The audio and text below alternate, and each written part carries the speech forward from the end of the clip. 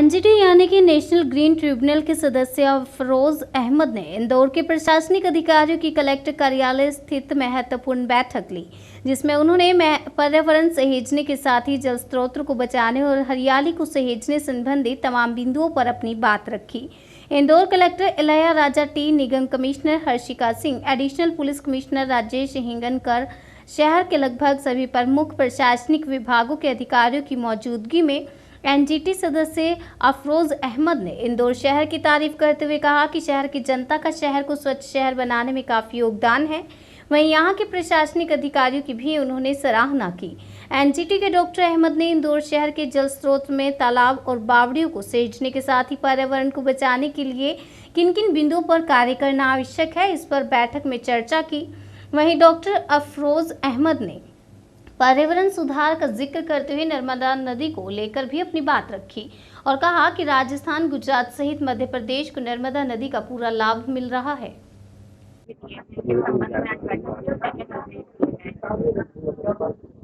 आज की बैठक अगर आप इसमें शामिल थे तो आपको पता है कि जिला पर्यावरण की कार्य योजना बननी है और वो कार्य योजना जो जिले के कलेक्टर साहब होते हैं उनकी अध्यक्षता में एक कमेटी है जिसको डिस्ट्रिक्ट इन्वायरमेंट कमेटी या जिला पर्यावरण समिति कहते हैं।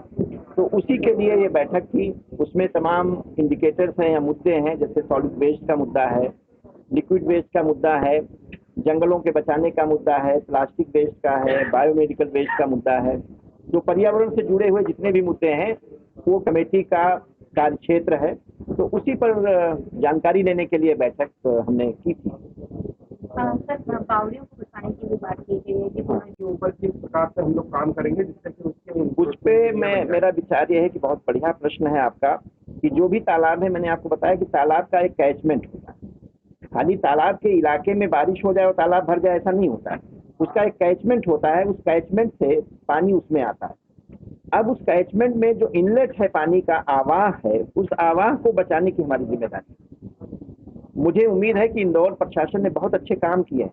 पहले किसी को इतना सूझबूझ नहीं रहा पर्यावरण के बारे में, लेकिन काफी कुछ अवैध निर्माण तोड़कर उस कैचमेंट को बचाने का भी काम किया और आज आने वाले समय में मैं उम्मीद करता हूँ, मुझे पूरी उम्मीद है कि जो हमारा जिला प्रशासन है उस पर पूरा निगरानी रखेगा कि जो भी कैचमेंट एरिया है उसका आज एक डिमार्केशन हो जाए, जो हमारे तालाब झील बचे हैं, और उसका डॉक्यूमेंटेशन हो जाए। इसके बाद जो भी आवास क्षेत्र हैं पानी के जिसमें रुकावट आती है उसको समझाइश करके लोगों की भागीदारी से इनलेट नहीं बंद होना चाहिए। ये मेरा विचार है और मुझे उम्मीद है कि ये सरकारें और खास तौर से मध्य प्रदेश शासन और जिला प्रशासन तो एक हिस्सा है, वो काम इस पर करेगा। इसको रोक लगा पाएंगे। देखिए, इंडस्ट्री के लिए अभी बात हुई है, अगर आप बैठक में थे, और उस पर एक केस भी हमने आर्डर पास किए हैं। उस पर जो भी ग्राउंड वाटर है ये एक रिजर्व है हमारे सेंट्रल इंडिया के लिए, जो कि बहुत डीप है और इसको हमारा बचाने का एक अधिकार है, एक हमारी जिम्मेदारी है। और ये जिम्मेदारी हमारी एक धर्म के रूप में कि हम उस ग्राउंड वाटर को बचाएं। लेकिन जहाँ पर हमें सरफेस वाटर नहीं है, सतही पानी नहीं है, ग्राउंड वाटर का हम इस्तेमाल भी करेंगे। तो जरूरत यह है कि जो भी इंडस्ट्री हमारी है, इंडस्ट्री भी जरूरी है, तो इंडस्ट्री को जो भी मानक हैं उसके पोल्यूशन के, उसको सुनिश्चित करना ये हमारी जिम्मेदारी है। इसीलिए पोल्यूशन कंट्रोल बोर्ड इस पर निगरानी रखता है और निगरानी रखकर ये सुनिश्चित करता है कि कोई भी पोल्यूशन ग्राउंड वाटर में ना मिल सके, क्योंकि कई जगहों पर ऐसी शिकायतें आती हैं कि ग्राउंड वाटर में किस तरह से इंजेक्शन लगाकर उसमें ग्राउंड वाटर में हैवी मेटल्स वगैरह डाले जाते हैं। तो ये इंसान और कंपनीज को भी सोचना है, कंपनियों को भी एक इथिक्स का पालन करना है।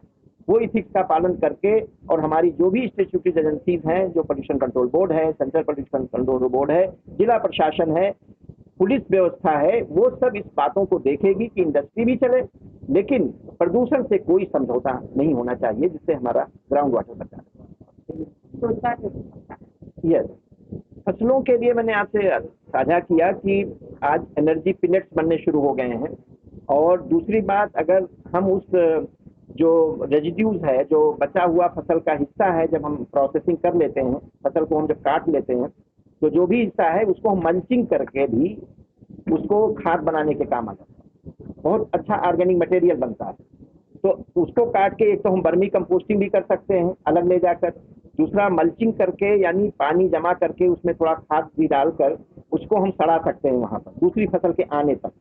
तीसरी बात है कि अगर हम आज मशीनों से कर रहे हैं तो काफी कुछ हमारा जो रेजिड्यू है वो बड़ा बचा रहता है, उस रेजिड्यू से हम एनर्जी पिलेट भी बना सकते हैं, जिसमें हमको काफी रोजगार भी क्रिएट हो सकता है और एयर पोल्यूशन से हम बच सकते हैं। तो ये आम जनता की भागीदारी से और जो अप्रोप्रिएट टेक्नोलॉजी है, जो तकनीक है, उसका हम इस्तेमाल कर सकते हैं। आज दुनिया बहुत छोटी है, आज गूगल करके आप कहीं देख लें, तमाम ऐसी टेक्नोलॉजी है एनर्जी पिलेट की जो आज पंजाब में भी लागू हो रही हैं, उत्तर प्रदेश में भी कई जगहों पर लागू हो रही हैं और भी कई प्रदेश होंगे जहां पर ये एनर्जी पिलेट्स बन रहे हैं।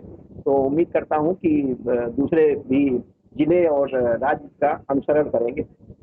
यहाँ बहुत ही इम्पोर्टेंट इस पूरे इकोसिस्टम का एक तंत्र है। प्राचीन जमाने से भी लोगों में जागरूकता पर्यावरण की वर्ड भी शायद उस समय नहीं था, लेकिन ये जरूर था कि माहौल को बचाना है। माहौलियात एक उर्दू वर्ड है, माहौलियात का मतलब ही है पर्यावरण। तो पर्यावरण आज हम हजारों साल से जब तक मानव है वो पर्यावरण को बचाने के लिए बहुत अच्छे काम करता था। इसीलिए बावड़ियां भी इस तरह से विकसित की गई थी कि ग्राउंड वाटर को रिचार्ज करेंगी, वहाँ के स्थानीय मौसम को भी वो रेगुलेट करेंगी, संचालित करेंगी। इसके साथ साथ बावड़ियों में कुछ गरीब परिवारों की भी जीविका चलती है। जैसे छोटे तालाब हैं, उसमें सिंगाड़ा लगा दिया। बिहार में आप चले जाएं, उसमें फॉक्सनट जो है जिसको आप मखाना कहते हैं, पूरे बिहार में 90% मखाना बिहार से आता है इंडिया में या बाहर के देशों में। तो तालाबों में होता, छोटे छोटे तालाबों में, छोटे छोटे तालाब में मछली पालन करके लोग जीविका करता है। तो स्थानीय मौसम को भी वो रेगुलेट करते हैं, ग्राउंड वाटर को रिचार्ज करते ही हैं। और दूसरा कार्बन का सिंक भी होता है। जो कार्बन आज बात चल रही है वो खासतौर से बावड़ियों में और जो उसकी मिट्टी है, उसकी जो वनस्पतियां हैं, उसके अंदर ये समाहित रहता है। तो इसलिए बावड़ियों का सांस्कृतिक महत्व भी हमारे देश में दिया गया।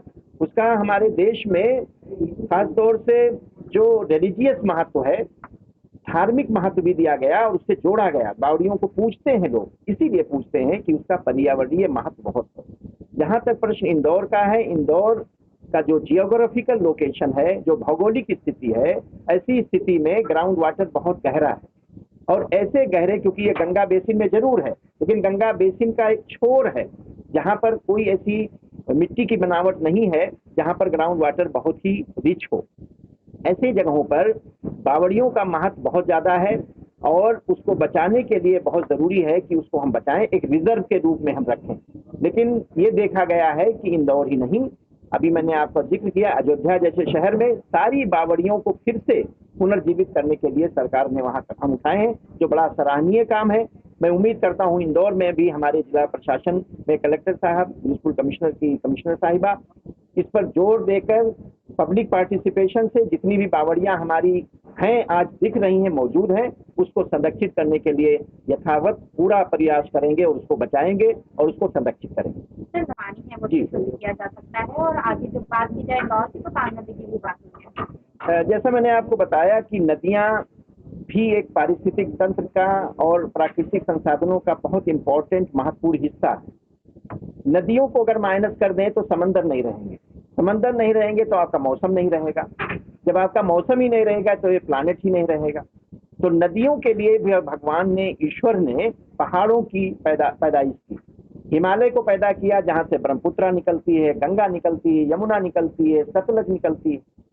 आपके सतपुड़ा और विंध्याचल की पहाड़ियों को दिया जहाँ से माँ नर्मदा निकलती हैं, सोन नदी निकलती है, तमाम और नदियाँ निकलती हैं। छोटा छोटा जो नदियों का क्या है कि जो बड़ी नदियाँ हैं उनकी तमाम ये एक हिसाब से वेन्स हैं, एक धमनियाँ हैं। ये नदी केवल एक इंटिटी नहीं है, नदी सब छोटी छोटी नदियों को लेकर एक नदी बनती है। उसका एक आवास क्षेत्र है, उसका एक कैचमेंट एरिया है। अगर उस कैचमेंट एरिया को हम मार देंगे तो नदियों की जिंदगी खत्म हो जाएगी। तो इसीलिए नदियों के प्रबंधन के लिए बहुत जरूरी है कि उसके कैचमेंट को भी हम बचाएं, प्रबंधन करें।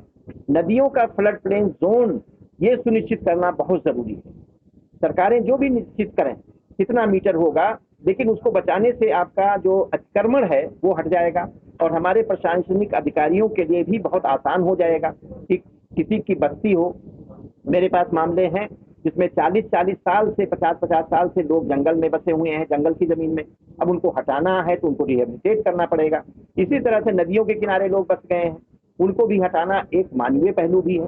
तो इसलिए जरूरी अभी है, वक्त की मांग है कि जो भी नदियां हमारी हैं उसका एक फ्लड प्लेन जोन होना चाहिए। जो भी तालाब है उसका भी हमारा एक जोन कैचमेंट होना चाहिए, बफर जोन होना चाहिए कि इसके आगे हम इसमें कब्जा नहीं कर सकते।